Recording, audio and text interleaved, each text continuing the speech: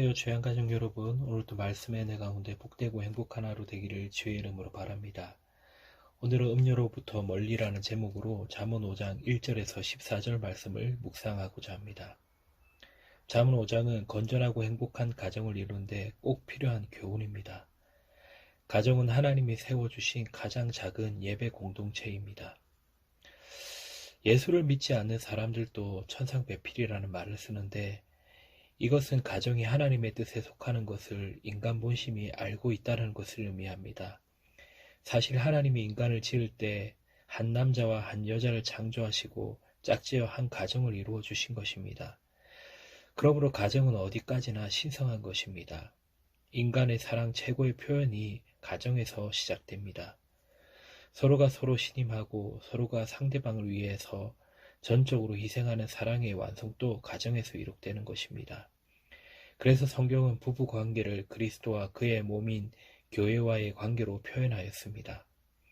이것은 가정을 사랑의 원리에 의해서 영이 되어 나아가야 할 것을 가르친 말씀이라고 생각합니다. 사실 그리스도는 그의 몸인 교회를 위해서 모든 것을 주셨고 교회는 머리 되시는 그리스도에게 절대 순종하는 것이기 때문입니다. 사실 모든 것이 다른 한 남자와 한 여자가 결합해 사는데 가장 중요한 것이 무엇입니까? 좋은 저택입니까? 많은 돈입니까? 아닙니다. 차라리 세상적인 것이 좀 부족해도 두 사람이 서로 사랑만 하면 이것이 행복한 가정입니다. 하나님은 서로 사랑하는 가정을 통해서 우리 인간에게 참된 행복을 주시는 것입니다. 단란한 가정의 행복을 말로 표현할 수 없습니다. 그리고 하나님께서는 이런 가정을 통해 귀한 자녀를 세상에 주시고 신앙의 계승 또한 이어가게 하시는 것입니다. 사도 바울이 디모데에게 보낸 편지에서도 디모데의 마음속에 거짓 없는 믿음을 가지게 된 것도 그의 외조모 로이스와 그의 어머니 유니게 속에 있던 것이라고 하였습니다. 즉 신앙이 가정을 통해서 개성되어지는 것을 여기서 볼 수 있는 것입니다. 잠언의 교훈 중에 아버지로부터 아들에게 간곡히 교훈하는 것이 인생에 나아가는 두 가지 길에 의인의 길, 좁은 길, 생명의 길, 축복의 길을 택하라고 하는 것입니다. 그러므로 우리에게 주어진 신성한 가정을 잘 보존할 책임이 우리 모두에게 있습니다. 그러기 위해 가장 필요하고 중요한 것은 남편이나 아내가 똑같이 정조를 지킬 줄 알며 가정을 깨끗이 보존해야 하는 것입니다.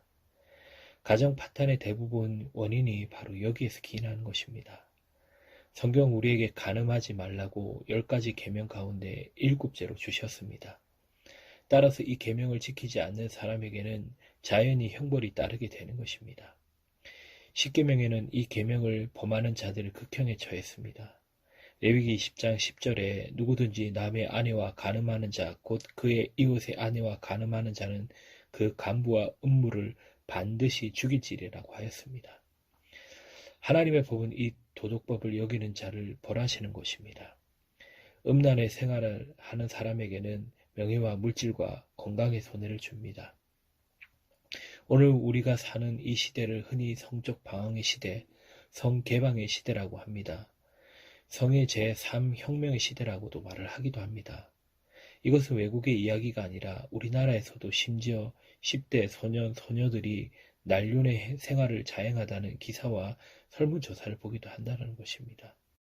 이러한 시대 가운데서도 우리는 더 하나님의 말씀을 분명히 들어야 합니다. 하나님의 말씀은 갈라디아 6장 7절에서 8절 말씀에 스스로 속이지 말라. 하나님은 업신여김을 받지 아니하시나니 사람이 무엇으로 심든지 그대로 거두리라. 자기의 육체를 위하여 심는 자는 육체로부터 썩어질 것을 거두고 성령을 위하여 심는 자는 성령으로부터 영생을 거두리라는 말씀으로 가르침을 주고 있습니다. 바른 것을 심어야 합니다. 그래서 보고 듣고 읽는 것도 조심해야 합니다. 8절에 내 길을 그에게서 멀리하라. 그의 진문에도 가까이 하지 말라 라고 말씀하였습니다. 특별히 남녀 교제를 조심해야 됩니다. 특히 청년들은 깨끗한 교제를 하도록 주의해야 한다는 것입니다. 또한 잠언 5장 18절에 내 샘으로 복되게 하라. 내가 젊어서 취한 아내를 즐거워하라. 그는 사랑스러운 암사슴 같고 아름다운 암노루 같으니 너는 그 품을 항상 족하게 여기며 그 사랑을 항상 연말하라고 말씀합니다. 남편 되는 사람은 세상에서 내 아내가 제일이지 하고 생각하고 사랑해야 합니다. 아내 되는 사람은 세상에서 내 남편이 최고라고 생각해야 됩니다. 이것이 행복의 비결입니다. 우리는 무엇을 하든지 하나님 앞에서 한다고 하는 사실을 꼭 기억해야 합니다. 남이 모르게 할 수 혹 있을지 모릅니다. 그러나 하나님이 모르시게는 할 수 없습니다. 이것을 꼭 기억하십시다. 그리고 우리의 이 몸은 하나님의 성령이 계신 전입니다. 이 전은 깨끗이 간수해야 합니다. 더럽히면 안 됩니다.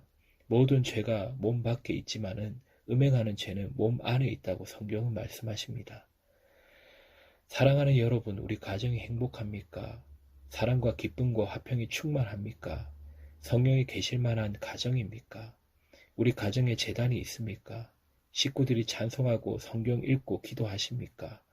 가정 제단에 불이 켜져 있습니까? 매우 중요합니다. 우리 스스로 생각할 때 마음으로나 혹 몸으로 하나님 앞에서 음행의 죄를 범하는 분은 안 계십니까? 이 시간 회개하길 바랍니다. 요한복음 8장에 보면 가늠한 여인을 예수님께서 용서하신 이야기가 있습니다. 참으로 회개하면 우리 주님은 용서하십니다.